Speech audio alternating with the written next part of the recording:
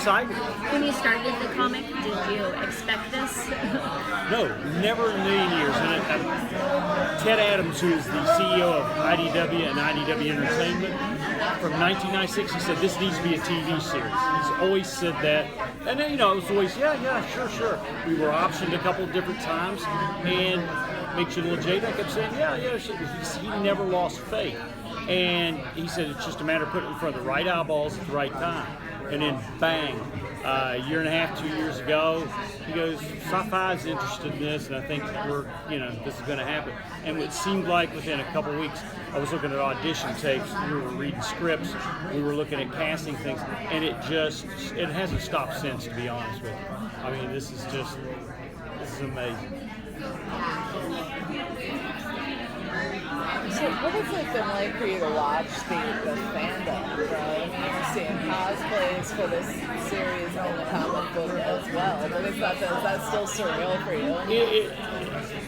The most surreal moment was probably when I saw Melanie's audition tape, and she was different from all the rest. And to see her hold this fake badge up and go, Wynonna Earp, U.S. Marshal, I wish at that point I was wearing an adult diaper. Because, it just was like a dream come true, and it just went so fast. And just the fandom, I've been doing comic books for 30 years. For the most of that 30 years, my fan base was testosterone-driven, real man, all this kind of stuff. And in the last 2 years, I've become the emperor of estrogen. And if I would have known I would have done this, I would have done this a long time ago. I mean, I've always had strong female characters, and that's something that I used to fight 20 years ago with Wynonna Earp with, because even the artist who was a female at the time was making her look like a stripper with a badge. And that was not what I wanted, never.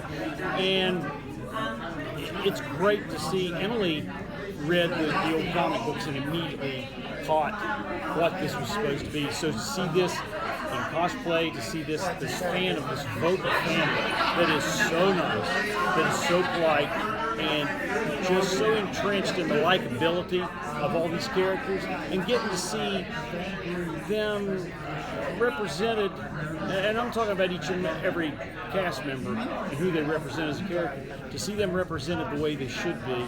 And the key thing with Wynonna Earp, the TV series, is the same thing it's been with the comic book: likability. Everybody on that, even Bobo Del Rey, who I created 20 years ago, you got to admit, when you see him on television, you go, he's evil, but boy, I kind of like him. And Emily Andrus has taken that likability and just amped it up. I've always told people I made a small loaf of bread and she made sandwiches for the world.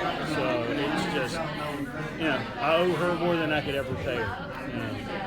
I'm glad she didn't have a bar tab with my name on it. Do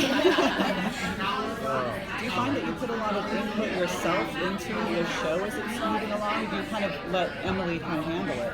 No. I had taken Wynonna Earp within the comic book industry as far as I could in 20 years. And we had a good fan base, a good amount.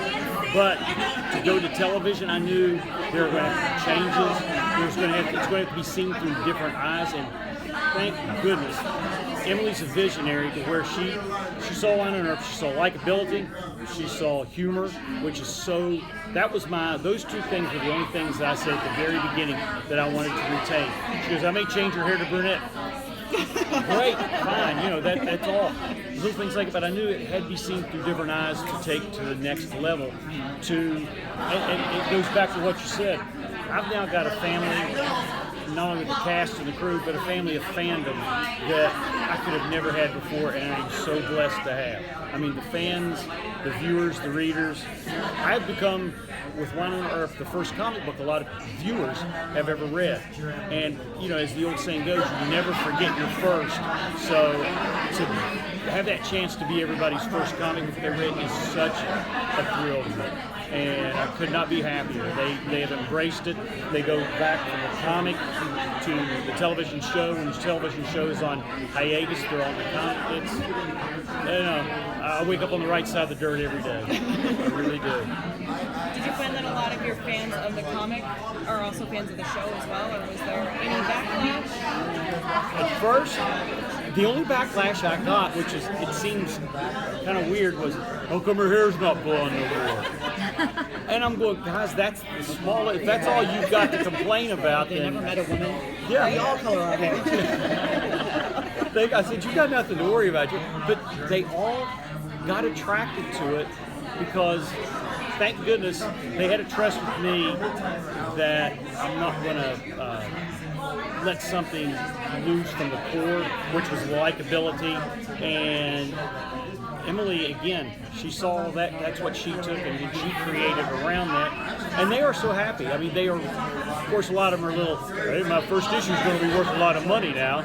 But they actually, if you give Wynonna Earp 2 episodes, and I'll tell this to anybody, you're going to fall in love. Not for the regular reason, just because you really like these characters, all of them, so much. In my area where I live in a town of 1,400 people. So, I mean, we have to walk to the mail, post office, get the mail, holding. And the average age is 50 in this area. So it's not the demographics that you generally think. Every day I walk through there, walking my dog, they're going, love that Wynonna Earp show you got, Beau. I love it. I love it. I love that Bobo Del Rey. I love this. And they're not the demographics. They got onto it because Wynonna Earp, Wyatt Earp, it must be a Western. I'll watch it. And if that's the hook that gets you in, that's great. But we were talking to sci-fi and I told them, they were going, well, these demographics aren't exactly what we were looking at. It doesn't matter. You're getting young, you're getting the awkward, you're getting those that feel they've never been represented before, and you're getting the rest home. I mean, we're getting the full gambit. And the longer we're on, the more, you talk about bringing a lot of people from different walks together, that's a huge big deal. That it really is. And I never thought I'd even be a small part of something like that. So.